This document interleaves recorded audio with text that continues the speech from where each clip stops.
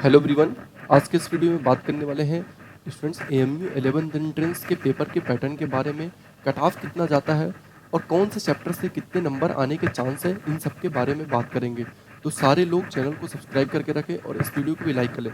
Student, इस video में बात करेंगे कि आपका पेपर पैटर्न कैसा होता है, एएमयू 11th एंट्रेंस साइंस और डिप्लोमा इंजीनियरिंग का कट ऑफ कितना जाता है, आपको कितना मार्क्स स्कोर करना चाहिए ताकि आप सेफ साइड रहें। और बात करेंगे कि फिजिक्स का जो पेपर होता है उसमें किस चैप्टर से कितने क्वेश्चन आते हैं और आपको क्या पढ़ना चाहिए, इसके बारे में बात करेंगे। वन बाय वन और भी वीडियो में बात करेंगे। फॉर एग्जांपल आज की इस वीडियो में बात करेंगे फिजिक्स के बारे में, नेक्स्ट वीडियो में बात करेंगे केमिस्ट्री के बारे में, देन बात करेंगे मैथ्स के बारे में। इसी तरीके से एक एक वीडियो में बात करते रहेंगे। तो आज के वीडियो में आपको स्पेशली फिजिक्स के बारे में बताएंगे, ताकि फॉर एग्जाम्पल फिजिक्स से 17 क्वेश्चन आते हैं, आपको मैं क्लियरली बता दूंगा 17 से 15 नंबर आप बहुत ईजिली स्कोर कर सकते हैं फिजिक्स के अंदर। इसी तरीके से आपको साइंस के अंदर करना है, फॉर एग्जाम्पल केमिस्ट्री के अंदर करना है, बायोलॉजी के अंदर करना है।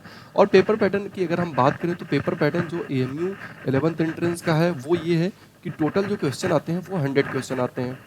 100 क्वेश्चन में क्या होता है कि इसमें नेगेटिव मार्किंग भी होती है। अगर आपके आंसर सही हो जाता है तो आपको +1 मिलता है, लेकिन अगर आपका गलत हो जाता है 0.25 नेगेटिव मार्किंग आपको मिल जाएगी। 0.25 अगर आपका आंसर गलत होता है तो। अगर हम कट ऑफ की बात करें तो कट ऑफ जो जाता है एएमयू 11th एंट्रेंस साइंस की, तो कट ऑफ जो जाता है, अगर आप जनरल स्टूडेंट हैं और आपके 55 प्लस आ रहे हैं तो आप ये मान सकते हैं कि आप पूरी तरीके से सेफ जोन में हैं। अगर आपके 55 प्लस आते हैं, बहुत बार ऐसा हुआ है कि 52 पे भी हो गया, 53 पे भी हो गया, 51 पे भी हुआ है, तो आप कोशिश करें कि 55 प्लस लाने की कोशिश करें। 55 प्लस बिल्कुल सेफ साइड है जनरल के लिए। या फिर अगर 60 प्लस है तो फिर समझ लीजिए कि बिल्कुल ही सेफ साइड है। ठीक है, 60 प्लस में कोई भी नहीं रोक सकता आपको सिलेक्शन से। बात करते हैं इंटरनल स्टूडेंट की, तो अगर ये एक्सटर्नल स्टूडेंट का था। एक्सटर्नल स्टूडेंट का मतलब जो यहाँ से +2 नहीं किए हुए हैं। अगर इंटरनल स्टूडेंट की बात करें तो इंटरनल स्टूडेंट का अगर 40 प्लस है, अगर इंटरनल स्टूडेंट का 40 प्लस है तो उसका फिर नाम सिलेक्टेड लिस्ट में आने का पूरा चांस रहता है। एक्सटर्नल का 55 और इंटरनल का 40। बाकी और भी कैटेगरी वाइज कट ऑफ जाता है। फॉर एग्जांपल अगर हम बात करें सीए का, तो सीए का आप ये कह सकते हैं 51 52, अगर हम इससे एक्सटर्नल से कंपेयर करें। सीई का कट ऑफ अराउंड इंटरनल से थोड़ा सा आसपास ही रहता है। ठीक है, इंटरनल से और कम ही रहता है सीई का जो कट ऑफ जाता है। अब बात करते हैं स्टूडेंट्स, जो पेपर का पैटर्न होता है वो मैंने आपको बता दिया। सिलेबस के बारे में डिस्कस कर लेते हैं कि जो एएमयू 11th एंट्रेंस का सिलेबस क्या होता है। तो सिलेबस की अगर हम बात करें एएमयू 11th एंट्रेंस की, तो जो सिलेबस होता है उसमें 9th एंड 10th इसकी साइंस आती है, पूरी साइंस आती है 9th एंड 10th। और ये जो साइंस आती है ये आती है 50 मार्क्स की। 50 मार्क्स की साइंस आती है 9th और 10th की। और 9th और 10th से ही मैथ्स में आता है, मैथ्स में आता है 30 मार्क्स। तो ये टोटल हो जाता है मिला करके 80 मार्क्स। यानी कि 9th और 10th साइंस से 50 मार्क्स हो गया और 9th और 10th मैथ्स से हो गया 30 मार्क्स। तो ये टोटल हो जाता है आपका मिला करके 80 मार्क्स। उसके बाद 10 मार्क्स जीके से आता है और 10 मार्क्स इंडो इस्लामिक से आता है। तो इस तरीके से आपका जो पूरा पेपर है, क्वेश्चन पेपर, वो 100 मार्क्स का हो जाता है। तो 100 में से आपको स्कोर करना है, अगर आप एक्सटर्नल स्टूडेंट हैं तो आपको स्कोर करना है 55 प्लस, और अगर आप इंटरनल स्टूडेंट हैं तो आपको स्कोर करना है, आप मान सकते हैं अगर 45 प्लस आ रहा है तो बिल्कुल ही सेफ जोन में, और 40 प्लस पे भी आपका सिलेक्शन हो जाएगा अगर आप इंटरनल स्टूडेंट हैं तो। अब बात कर लेते हैं स्पेशली जो हमारा पेपर है साइंस का, उसमें हम फिजिक्स के बारे में बात कर लेते हैं कि फिजिक्स का जो पेपर है उसमें कितना आपको स्कोर करना है और आपको कहाँ से क्वेश्चन बनता है और आपको क्या क्या पढ़ना है, इन सब के बारे में बात करेंगे। तो वन बाय वन चलते हैं। तो सबसे पहले अगर हम फिजिक्स की बात करें तो क्लास 9th के पोर्शन से, पहला चैप्टर आता है मोशन। मोशन से 1 से 2 क्वेश्चन आते हैं। एवरेज क्वेश्चन कभी कभी 2 आ जाते हैं किसी साल में, और किसी साल में 1 क्वेश्चन आते हैं, इस तरीके से आता रहता है। उसके बाद सेकेंड चैप्टर जो है वो है force and laws of motion. Force and laws of motion से भी 1 से 2 क्वेश्चन आते हैं, कभी कभी 1 क्वेश्चन आता है, कभी कभी 2 क्वेश्चन आता है। अभी हम इसके बारे में आपको ये भी बताएंगे कि क्या आपको पढ़ना है इसके अंदर। और ग्रेविटेशन से 1 से 2 क्वेश्चन आते हैं, तो ग्रेविटेशन से भी। उसके बाद बात करते हैं वर्क एंड एनर्जी से। वर्क एंड एनर्जी बहुत इंपॉर्टेंट चैप्टर है, तो वर्क एंड एनर्जी आपको बिल्कुल भी नहीं छोड़ना है। उसके बाद वर्क एंड एनर्जी के बाद साउंड है। साउंड से 1 से 2 क्वेश्चन आते हैं। उसके बाद क्लास 10th का जो पोर्शन है रिफ्लेक्शन एंड रिफ्रैक्शन, यहाँ से क्वेश्चन आते हैं, 3 से 4 क्वेश्चन आ सकते हैं, बहुत ही इंपॉर्टेंट चैप्टर है। और उसके बाद human I and the colourful world, यहाँ से भी क्वेश्चन आते हैं। इसके बाद है इलेक्ट्रिसिटी। इलेक्ट्रिसिटी से 2 से 3 क्वेश्चन आते हैं। Magnetic effect of electric current 2 से 3 क्वेश्चन आते हैं। और सोर्सेज ऑफ एनर्जी 1 क्वेश्चन आता है, कभी कभी 2 भी आया है। तो आप इस तरीके से अपनी प्रिपरेशन कर सकते हैं। अब बात करते हैं वन बाई वन, बात करते हैं मोशन चैप्टर के अंदर आपको क्या पढ़ना है, इसके बारे में बात करते हैं कि मोशन चैप्टर के बारे में आपको क्या पढ़ना है। वन बाई वन चलेंगे सब कुछ।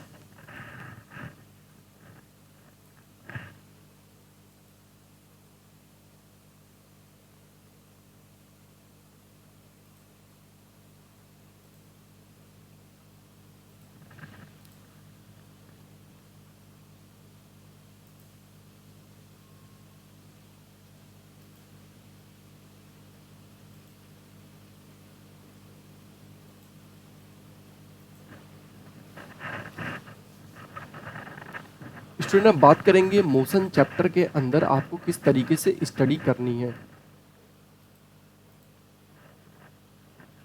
तो सबसे पहले अगर हम बात करें मोशन चैप्टर की, यानी कि क्लास 9th का जो मोशन चैप्टर है हमारा,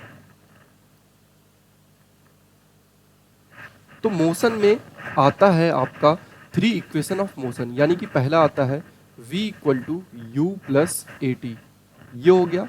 और उसके बाद सेकेंड इक्वेशन ऑफ मोशन होता है s equal to u t plus half a t square, ये हो गया। उसके बाद थर्ड इक्वेशन ऑफ मोशन होता है v square equal to u square plus 2as। ये 3 इक्वेशन ऑफ मोशन होते हैं। यहाँ से एक क्वेश्चन आने का चांस रहता है पूरी तरीके से, एक क्वेश्चन यहाँ से आपका आ सकता है। अगर यहाँ से नहीं आया तब कहाँ से आ सकता है, इसके बारे में बात कर लेते हैं। तो अगर यहाँ से नहीं आया तो स्टूडेंट्स कहाँ से आ सकता है, इसके बारे में बात कर लेते हैं। तो आप जानते हैं स्टूडेंट कि एवरेज स्पीड निकालने का 2 तरीका होता है, एवरेज स्पीड निकालने का, ठीक है। तो बात कर लेते हैं एवरेज स्पीड निकालने का जो 2 तरीका होता है वो कौन कौन सा है।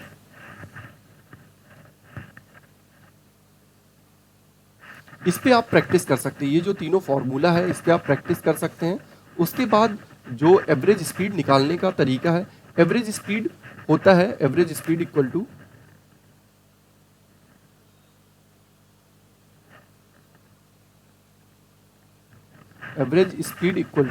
क्या होता है स्टूडेंट्स, आपको शायद पता होगा, total distance upon total time, total distance upon total time. तो यहाँ से आप इस फॉर्मूले से एवरेज स्पीड निकाल सकते हैं। तो अगर क्वेश्चन उन तीनों इक्वेशन ऑफ मोशन से नहीं आया तो एवरेज स्पीड से आ सकता है। अब एवरेज स्पीड निकालने का डायरेक्ट फार्मूला भी है। फॉर एग्जांपल अगर इक्वल टाइम की बात करता है, ठीक है, इक्वल टाइम की, फॉर एग्जांपल पहले 4 सेकंड में इस स्पीड से चल रहा है और लास्ट के 4 सेकंड में इस स्पीड से चल रहा है, तो फिर वहाँ पे जो वी एवरेज का होता है, वी एवरेज यानी कि जो एवरेज स्पीड का निकल करके आता है वो होता है v1 plus v2 divided by 2। अब यहाँ पे स्टूडेंट क्या करते हैं, गलती करते हैं। फॉर एग्जांपल कभी कभी क्वेश्चन ऐसा बना देते हैं वो लोग इक्वल डिस्टेंस के लिए, ऐसा एक बार अभी पूछा गया 2019 या 2020 के अंदर पूछा गया, इक्वल डिस्टेंस का क्वेश्चन था। इक्वल डिस्टेंस में क्या हुआ कि v1 दिया हुआ था और v2 दिया हुआ था। तो अगर इक्वल डिस्टेंस की बात करता है तो जो v एवरेज निकल करके आता है वो v1 प्लस v2 नहीं होता है, वो होता है 2v1 v2 upon v1 plus v2। इसका डेरिवेशन मैंने क्लास में करवाया, यहाँ पे डेरिवेशन कराने की जरूरत नहीं है। आप डायरेक्टली याद रखें कि अगर इक्वल टाइम की बात कर रहा है तो डायरेक्ट एवरेज स्पीड का फॉर्मूला हो जाएगा v1 plus v2 by 2।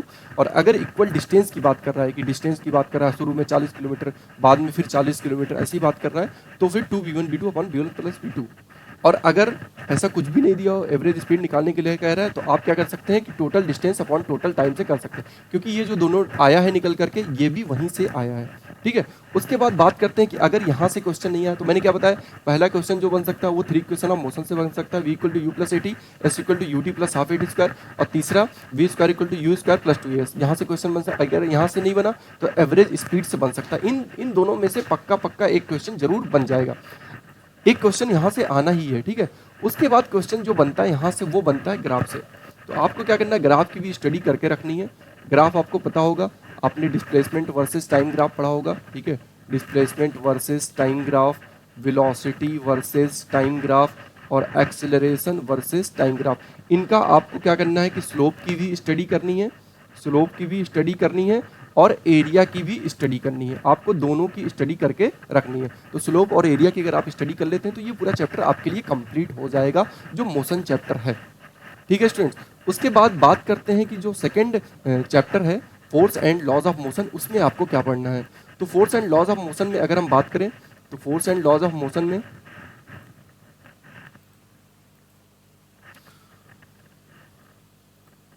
Force and laws of motion में जो सबसे इंपॉर्टेंट है, force and laws of motion में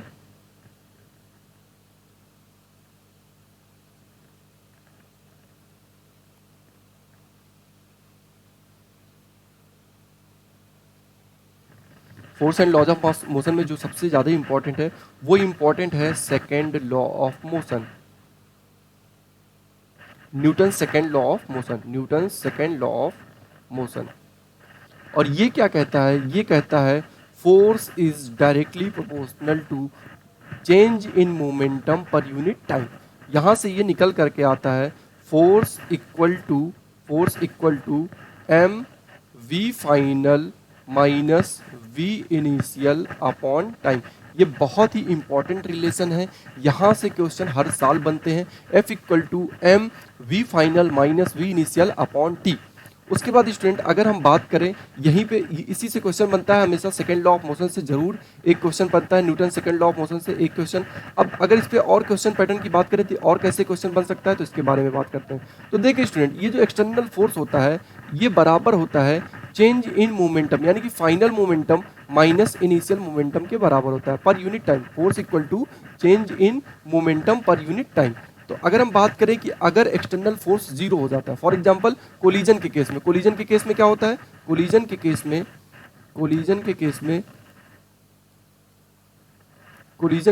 केस में एफ एक्सटर्नल क्या हो जाता है, जीरो, यानी कि एक्सटर्नल फोर्स क्या हो जाता है, जीरो।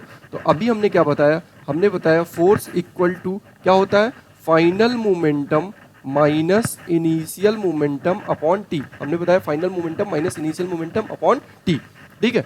अब एक्सटर्नल फोर्स अगर जीरो हो जाएगा तो ये हो गया zero equal to p final minus p initial divided by t. तो यहां से आप कह सकते हैं ये टी इधर जाएगा मल्टीप्लाई में, तो यहां से निकल करके आ जाएगा p initial equal to p final, यानी कि internal moment initial momentum final momentum के बराबर आ जाएगा। तो ये जो initial momentum equal to final momentum आया, इसका यूज कहाँ पे आपको करना है इसके बारे में बात कर लेते हैं। तो इसका यूज जो आपको करना है वो कोलिजन के केस में करना है। फॉर एग्जांपल दो बॉल आपस में टकरा रही है, कोलिजन कर रही है, तो वहां पे क्या होगा, कोई भी एक्सटर्नल फोर्स नहीं होगी। तो जब कोई भी एक्सटर्नल फोर्स नहीं होगी तो वहां पे क्या होगा, initial momentum equal to final momentum होगा। हम नेक्स्ट वीडियो में आपको क्वेश्चन करा देंगे इससे रिलेटेड, ताकि आपके और डाउट बिल्कुल क्लियर हो जाए। अगर हम बात करें गन और बुलेट की, अगर हम बात करें तो गन और बुलेट के केस में भी एक्सटर्नल फोर्स क्या होता है, गन एंड बुलेट, या फिर आपने पढ़ा होगा रिकॉइल वेलोसिटी। इन सब के केस में क्या होता है कि आप initial momentum equal to final momentum का यूज कर सकते हैं। अगर बात करते हैं गन और बुलेट की और रिकॉइल वेलोसिटी, यानी कि गन की बात आ जाती है कि तो गन के केस में बुलेट का भी वेलोसिटी जीरो होता है और गन का भी वेलोसिटी, तो यहाँ पे ये तो आसान हो जाता है और टोटल इनिशियल मोमेंटम क्या हो जाता है, जीरो। आपको सिर्फ फाइनल मोमेंटम किसका लिखना है, गन का लिखना है, और फिर प्लस करके आपको क्या करना है, किसका लिखना है, बुलेट का। और मोमेंटम क्या होता है, मास इनटू वेलोसिटी, मोमेंटम क्या होता है, मास इनटू वेलोसिटी। यहाँ पे जो भी पूछेगा वो आपका आंसर निकल करके आ जाएगा। तो यहाँ से जरूर क्वेश्चन बनता है f equal to change in momentum per unit time से, या तो यहाँ से बन सकता है f equal to change in momentum per unit time, या फिर यहाँ से बन जाएगा कोलिजन के क्वेश्चन से। उसके बाद स्टूडेंट्स क्वेश्चन और कहाँ से बन सकता है, तो क्वेश्चन बन सकता है, आपको पता होगा कि काइनेटिक एनर्जी का जो फॉर्मूला होता है, काइनेटिक एनर्जी का फॉर्मूला जो होता है वो होता है हाफ एम वी स्क्वायर, और जो मोमेंटम का फॉर्मूला होता है वो होता है 2m। मोमेंटम का फॉर्मूला होता है मास इनटू वेलोसिटी, मोमेंटम का फॉर्मूला होता है mass into velocity, mass into velocity. तो मास इनटू वेलोसिटी, मोमेंटम का फॉर्मूला क्या होता है, मास इनटू वेलोसिटी। तो यहां से क्या होगा, काइनेटिक एनर्जी क्या मैंने बताया हाफ एम बी स्क्वायर, और मोमेंटम क्या होता है मास इनटू वेलोसिटी। तो अब देखिए यहां से क्या हो जाएगा, हम इसका एक रिलेशन बना लेते हैं काइनेटिक एनर्जी और मोमेंटम का। इस पे बहुत बार क्वेश्चन पूछा गया है एएमयू 11th एंट्रेंस में, तो आपको मैं इसको बता देता हूं कि कैसे रिलेशन निकल करके आएगा।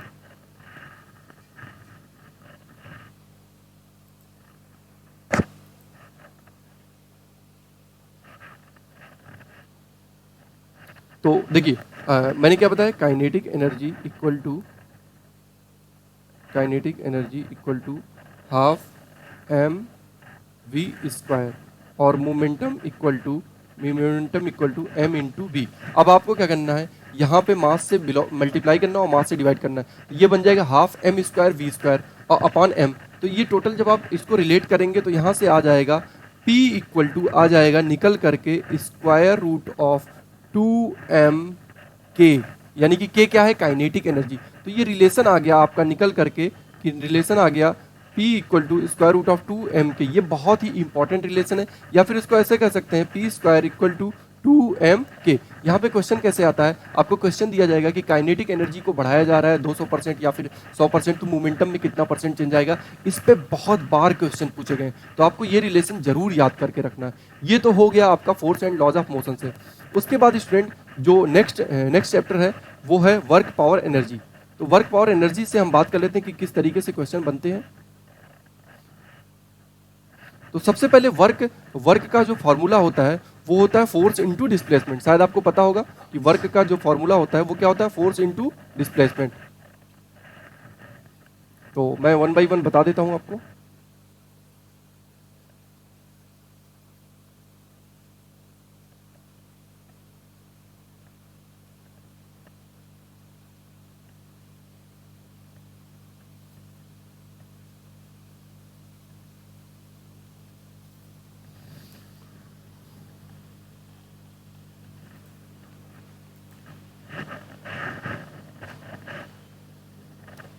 तो वर्क का जो फॉर्मूला होता है वो होता है force into displacement into cos theta. आप लोग सोच रहे होंगे ये कॉस थीटा कैसे आ गया।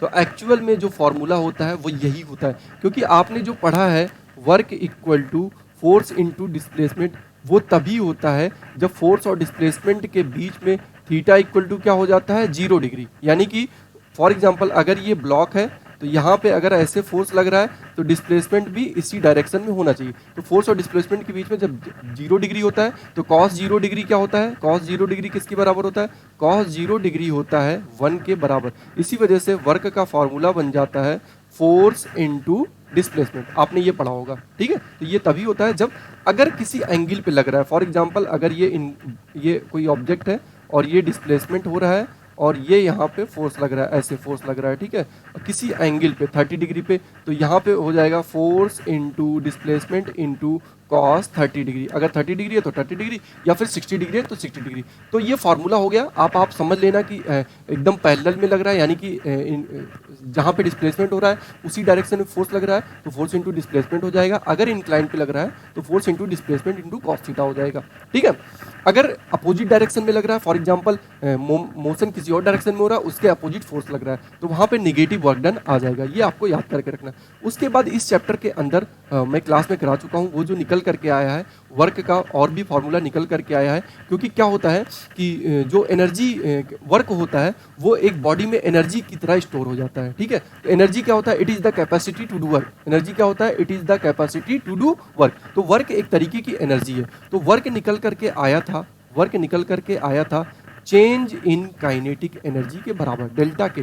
चेंज का मतलब क्या होता है फिजिक्स के अंदर, फाइनल माइनस इनिशियल, यानी कि kinetic energy final minus initial kinetic energy. तो काइनेटिक एनर्जी फाइनल क्या हो जाएगी, हाफ एम वी स्क्वायर, और इनिशियल काइनेटिक एनर्जी क्या हो जाएगी, हाफ एम यू स्क्वायर। यहां से आप क्या कर सकते हैं कि हाफ एम कॉमन ले सकते हैं और ये बन जाएगा v square minus u square. ये बहुत ही इंपॉर्टेंट रिलेशन निकल करके आता है और इस पे बहुत बार क्वेश्चन पूछा जा चुका है एएमयू 11th इंटरेस्ट में। Work done equal to half M we square minus u square. अच्छा, ये कंसेप्ट कब लगाना है, ये कंसेप्ट तब लगाना है जब आपसे क्वेश्चन में कहा जाएगा कि कोई बॉडी है, उसकी स्पीड पहले 70 किलोमीटर पर आवर थी और बाद में 90 किलोमीटर पर आवर हो गई। तो आपको क्या करना है, मास रखना है और यहाँ पे आपको क्या करना है, वी फाइनल की जगह 90 रख देना, यू की जगह और 70 रख देना। हाँ, एक और चीज, अगर किलोमीटर पर आवर में दिया हुआ है, फॉर एग्जांपल kmph में दिया हुआ है और इसको मीटर पर सेकंड में कन्वर्ट करना है, तो 70 kmph है तो इसको क्या करेंगे 5/18 से मल्टीप्लाई कर लेंगे, तो ये हमारा किस में आ जाएगा, मीटर पर सेकंड में आ जाएगा, ठीक है स्टूडेंट्स।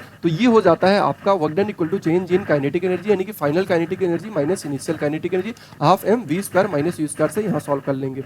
मास की वैल्यू आपको दे रहेगी। ये आपको तभी यूज करना है जब वो स्पीड का खेल खेल रहा होगा, फॉर एग्जांपल स्पीड बढ़ा रहा होगा या फिर स्पीड घटा रहा होगा। लेकिन अगर वो ऐसा करता है कि ऑब्जेक्ट को किसी हाइट पे भेजता है, ऊपर की तरफ फेंकता है, तो वहां पे क्या होगा, वर्क डन इक्वल टू आपका आएगा चेंज इन पोटेंशियल एनर्जी के बराबर। यहाँ पे आप डायरेक्टली लिख सकते हैं work done equal to mgh के बराबर आ जाता है, क्योंकि क्या होता है कि फॉर एग्जांपल यहाँ से बॉल ऐसे फेंका गया, ठीक है, बॉल को ऐसे फेंका गया, तो इसी को हम मान लेते हैं रेफरेंस। तो यहाँ के रिस्पेक्ट में जितनी हाइट जाएगी, यहाँ के रिस्पेक्ट में जितनी हाइट जाएगी वही हमारी हाइट हो जाएगी। तो यहाँ से निकल करके आता है work done equal to mgh, और mgh क्या होता है आपका पोटेंशियल एनर्जी। तो ये आपको याद करके रखना है, ठीक है। और बाकी क्लास में मैं करवा चुका हूँ, क्योंकि इसका डेरिवेशन थोड़ा लेंदी हो जाता है, फोर्स इंटू डिस्प्लेसमेंट से आता है, कोई लेंदी नहीं है, 5 मिनट का है। लेकिन अभी आपको मैं बस ये बता रहा हूँ ताकि आपके क्लियर रहे किस तरीके से आपको क्वेश्चन करना है। बॉल को ऊपर की तरफ फेंका जा रहा है तो work done equal to potential energy के बराबर, और बॉल को अगर 1D में मूव किया जा रहा है, स्पीड की बात की जा रही है, तो वहाँ पे work done equal to change in kinetic energy. तो अभी तक हमने वर्क डन के 3 फॉर्मूले पढ़ लिए, तीनों में से कोई ना कोई एक क्वेश्चन आना ही है। चौथा जो वर्क डन का फॉर्मूला होता है वो आपको पता होगा, पावर इक्वल टू क्या होता है, वर्क डन पर यूनिट टाइम। यहाँ से वर्क डन निकल करके आता है पावर इनटू टाइम। तो स्टूडेंट्स अभी तक हमने आपको 4 वर्क डन के फॉर्मूला बता दिया। एक work done equal to force into displacement into cos theta, दूसरा work done equal to change in kinetic energy, और तीसरा work done equal to change in potential energy यानी कि mgh के बराबर, और चौथा हमने बताया work done equal to power into time. यहाँ से 4 में से एक ना एक क्वेश्चन आपको मिल जाएगा। उसके बाद बात आती है और क्वेश्चन कहाँ से बन सकता है। तो और क्वेश्चन जो बन सकता है वो बन सकता है कंजर्वेशन ऑफ एनर्जी पे, ठीक है, कंजर्वेशन ऑफ एनर्जी।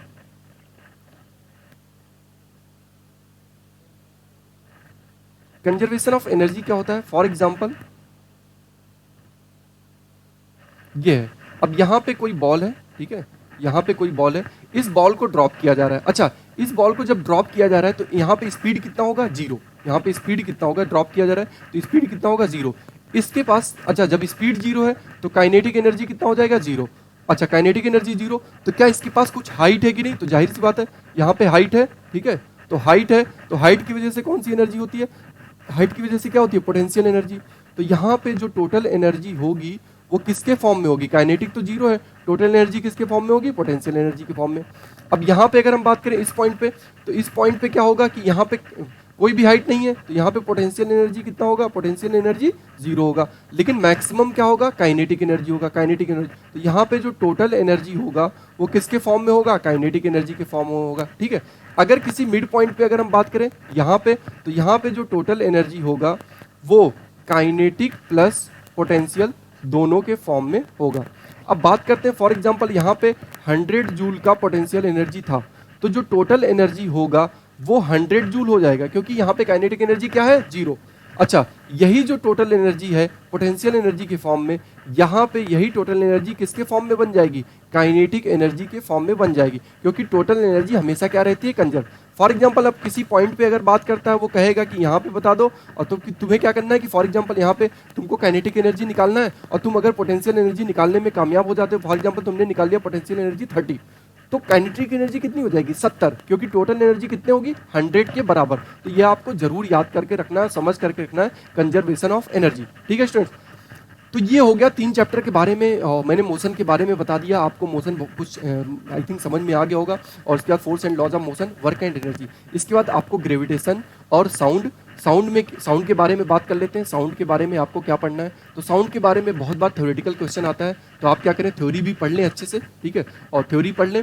उसके बाद एक और चीज़ पढ़ लें कि जो ह्यूमन की इफिशियंसी होती है, साउंड जो हमारा कान होता है वो कितनी फ्रीक्वेंसी सुन सकता है, इसका जो रेंज होता है वो भी आप याद करके रखें। तो इसका जो रेंज होता है वो 20 हर्ट्ज टू 20 किलो हर्ट्ज होता है। 20 किलो हर्ट्ज का मतलब क्या होगा, 20 में 1000 से मल्टीप्लाई कर देंगे आप, तो ये हो जाएगा 20,000 हो जाएगा, 20,000 हर्ट्ज, ठीक है। तो 20 से 20 होता है, 20 हर्ट्ज टू 20 किलो हर्ट्ज। इस बीच में अगर कोई फ्रीक्वेंसी रहती है तो वो ह्यूमन सुन सकता है। अगर 20 से कम है, 20 से कम है, जो इंसान है वो सुन सकता है, अगर 20 से कम है तो नहीं सुन सकता, और 20 किलो हर्ट्ज से ज़्यादा है तो नहीं सुन सकता, ठीक है। और आपको क्या करना है इस चैप्टर के अंदर, v इक्वल टू क्या होता है, लेमडा अपॉन टी, ठीक है। लेमडा क्या होती है, वेवलेंथ, ये आपको याद करके रखना। यहाँ से एक और निकल करके आया था, v equal to f lambda, f क्या है, फ्रीक्वेंसी। इस रिलेशन पे जरूर क्वेश्चन आता रहता है। लेकिन हाँ, एक और बात, अगर आवाज़ टकरा रही है यानी कि रिफ्लेक्ट हो रही है, तो रिफ्लेक्शन के केस में क्या होता है, v equal to to lambda upon t हो जाता है। तो ये आपको फॉर्मूला जरूर याद करके रखना है, v equal to lambda upon t, v equal to f lambda और v equal to to lambda upon t. इस पे आपको एक क्वेश्चन जरूर बन सकता है, ठीक है। और बाकी आपको थ्योरी जरूर पढ़ करके रखनी है और साउंड के बारे में और ग्रेविटेशन के बारे में, इसके बारे में भी हम डिस्कस करेंगे नेक्स्ट वीडियो में। ग्रेविटेशन को आपको इसमें बहुत ज़्यादा कुछ नहीं पढ़ना होता है। इलेक्ट्रिसिटी में भी आपको ओवरऑल कभी कभी थ्योरेटिकल क्वेश्चन भी आता है, न्यूमेरिकल क्वेश्चन भी आता है, तो उसके बारे में हम नेक्स्ट वीडियो में बताएंगे, क्योंकि ये वीडियो ऑलरेडी बहुत बड़ी हो चुकी है। इलेक्ट्रिसिटी, मैग्नेटिज्म और ऑप्टिक्स के बारे में जरूर बात करेंगे, यानी कि ऑप्टिक्स कहने का मतलब रिफ्लेक्शन एंड रिफ्रैक्शन। तो अगर रिफ्लेक्शन एंड रिफ्रैक्शन की अगर हम बात करें, रिफ्लेक्शन एंड रिफ्रैक्शन के बारे में हम बता देते हैं आपको अभी से, बाकी जो बचेगा उसको हम नेक्स्ट वीडियो में कवर कर लेंगे। तो रिफ्लेक्शन और रिफ्रैक्शन की अगर हम बात करें तो रिफ्लेक्शन में आपको क्या करना है, रिफ्लेक्शन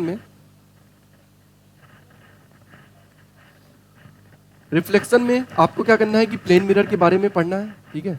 प्लेन मिरर के बारे में नंबर ऑफ इमेज जरूर पढ़ लेना। जब भी दो प्लेन मिरर को इंक्लाइन पे रखा जाता है, नंबर ऑफ इमेज कितने बनेंगे, और image formation by plane mirror, image formation और प्लेन का जो पावर होता है वो क्या होता है, प्लेन मिरर का वो जीरो होता है, यानी कि ऑब्जेक्ट इमेज ना तो डिमिनिश्ड बनती है और ना तो मैग्नीफाइड बनती है, सेम साइज की इमेज बनती है। और जहां पे जितनी दूरी पे ऑब्जेक्ट होता है, जितने दूरी पे ऑब्जेक्ट होता है, फॉर एग्जांपल ऑब्जेक्ट यहाँ पे है तो इमेज भी यहाँ पे बन जाएगी। ये यहाँ से जितना दूर होगा, ठीक है, यहाँ से पोल से देखा जाता है, ठीक है, ये थोड़ा आगे बढ़ गया, ये अगर x है तो ये भी तुम्हारा कितना होगा, x के ही बराबर होगा, ठीक है। और ये जो साइज होगा उतने ही साइज का बनेगा और सीधी इमेज बनती है, सीधी इमेज बनती है, ठीक है। और रियल बनती है कि वर्चुअल, तो प्लेन मिरर के केस में वर्चुअल बनती है और सीधी बनती है, वर्चुअल एंड इरेक्ट। और पोजीशन कहाँ पे होती है, जहां जितने दूरी पे ऑब्जेक्ट रहता है उतने ही दूरी पे, ठीक है, सेम एज ऑब्जेक्ट। और मैग्नीफाइड होती है कि डिमिनिश्ड, तो हम कहेंगे सेम साइज, यानी कि ना तो मैग्नीफाइड होती है ना तो diminished, same size sorry.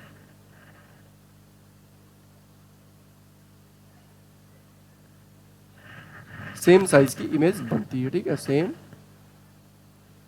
Size. तो ये हो जाता है आपका प्लेन मिरर का इमेज फॉर्मेशन। वर्चुअल इमेज बनती है, इरेक्ट बनती है, सेम एज ऑब्जेक्ट, जितने दूरी पे ऑब्जेक्ट होता है उतनी दूरी पे इमेज बनती है। और जो मैग्निफिकेशन की अगर हम बात करें तो मैग्निफिकेशन कितना होता है, 1, क्योंकि ना तो मैग्नीफाइड इमेज बनती है, यानी कि इनलार्ज इमेज नहीं बनती है, और ना तो डिमिनिश, सेम साइज बनती है। अब बात आती है कॉनकेव मिरर का और कॉन्वेक्स मिरर का। कॉनकेव मिरर, तो कॉनकेव मिरर हमारा जो है वो शो करता है कन्वर्जिंग नेचर का। कैसा शो करता है, कन्वर्जिंग नेचर का। रेज को क्या कर देता है, कन्वर्ज कर देता है, ठीक है, कन्वर्जिंग नेचर। हाँ, तो कन्वर्जिंग नेचर, इसमें क्या होता है, टोटल 6 केस बनते हैं, ठीक है, इसके अंदर 6 केस बनते हैं। 6 केस, पहला क्या, ऑब्जेक्ट को जो हम इन्फिनिटी पे रखते हैं तो इमेज कहाँ पे बनती है, फोकस पे। फिर ऑब्जेक्ट को क्या करते हैं हम, सेंटर ऑफ कर्वेचर के पहले रखते हैं तो इमेज कहाँ बनती है, आपको पता होगा, ठीक है, फोकस और सेंटर ऑफ कर्वेचर के बीच में बनती है। और जब ऑब्जेक्ट को ले आते हैं सेंटर ऑफ कर्वेचर और फोकस के बीच में, तो इमेज कहाँ बनती है, सेंटर ऑफ कर्वेचर के पीछे। और फिर जब फोकस पे ले आते हैं तो इमेज कहाँ बनती है, इन्फिनिटी पे, ठीक है। और जब पोल और फोकस के, इसमें क्या होता है, कॉनकेव मिरर के केस में आप ऑब्जेक्ट को इन्फिनिटी पे रखें, ऑब्जेक्ट को सेंटर ऑफ कर्वेचर के पहले रखें। जब सेंटर ऑफ कर्वेचर पे रखते हैं तो सेम साइज का ऑब्जेक्ट इमेज मिलता है, और सेंटर ऑफ कर्वेचर और फोकस के बीच में रखते हैं, और उसके बाद क्या करते हैं कि फोकस और पोल के बीच में रखते हैं। तो जो 5 केस हैं शुरू के, उसमें जो इमेज बनती है वो रियल एंड इन्वर्टेड इमेज बनती है। सिर्फ एक केस में, कॉनकेव मिरर के अंदर एक केस में वर्चुअल एंड इरेक्ट इमेज बनती है, ठीक है। कब बनती है, जब हमारा ऑब्जेक्ट कहाँ होता है, पोल और फोकस के बीच में। जब ऑब्जेक्ट हमारा कहाँ होता है, पोल और फोकस के बीच में, तो इमेज कैसी बनती है, वर्चुअल एंड इरेक्ट। और यहाँ पे बड़ी इमेज बनती है, ठीक है, आपको बड़ी इमेज देखने को मिलती है। ये आपको स्टडी करना है इसके बारे में। और इसी तरीके से आपको कन्वेक्स के बारे में स्टडी करना है। कन्वेक्स की स्टडी बहुत आसान है। कन्वेक्स में आपको हमेशा वर्चुअल एंड इरेक्ट इमेज बनने वाली है, ठीक है।